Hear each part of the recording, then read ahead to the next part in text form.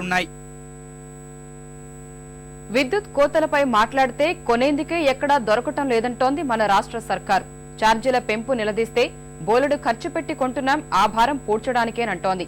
కానీ రాష్ట్ర అవసరాలు గాలి కుదిలేసి ప్రైవేటుకు కొమ్ము కాస్తూ వైఎస్ సర్కారు చేసిన నిర్వాకమే నేటి ఈ దుస్థితికి కారణమన్నది అక్షర సత్యం. హిందూజా ఒప్పందానికి తలూపిన ఫలితంగా ప్రజలపై 16,108 కోట్ల భారం పడుతోంది. విద్యుత్ లోటు రోజురోజుకు పెరిగిపోతోంది.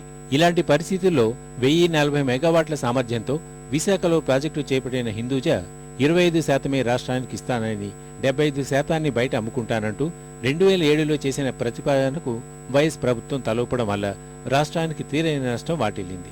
ఒప్పందం ప్రకారం రాష్ట్రానికి 260 మెగావాట్లే దక్కుతుంది. మిగిలిన 780 మెగావాట్లలో 80% PLF అంటే 624 మెగావాట్లతో రోజుకు 14,352 మిలియన్ యూనిట్లు కోల్పోతాం. హిందూజా అంగీకరించిన ధర యూనిట్కు ₹3.45. ప్రస్తుతం ఏపీ ట్రాన్స్కో మార్కెట్లో యూనిట్ ₹5.5 చొప్పున కొనుగోలు చేస్తోంది. హిందూజా బయట అమ్ముకోగా రాష్ట్రం మాత్రం బయట నుంచి కొంటోంది.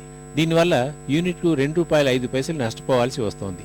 ఈ లెక్కన రోజుకు 14,352 యూనిట్లకు గాను ₹2,94,21,600 అనవసర ఆర్థిక భారం మోయాల్సి వస్తోంది. అంటే ఏడాదికి 1,073,88 లక్షలు.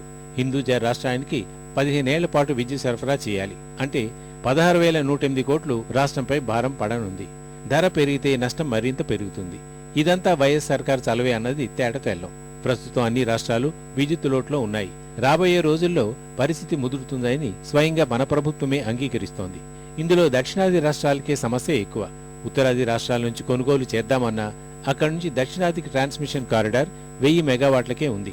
అదే ఇక్కడే ఉత్పత్తి పెరిగితే కారిడార్ సమస్య ఉండదు. హిందూజా ఇక్కడే ఉండటం వల్ల ఎంతో మేలు చేకూరేది. కానీ అప్పటి వైఎస్ ప్రభుత్వ నిర్వాకంతో ప్రజలకు ఆర్థిక నష్టాలు, కోతాల కష్టాలు తప్పడం లేదు.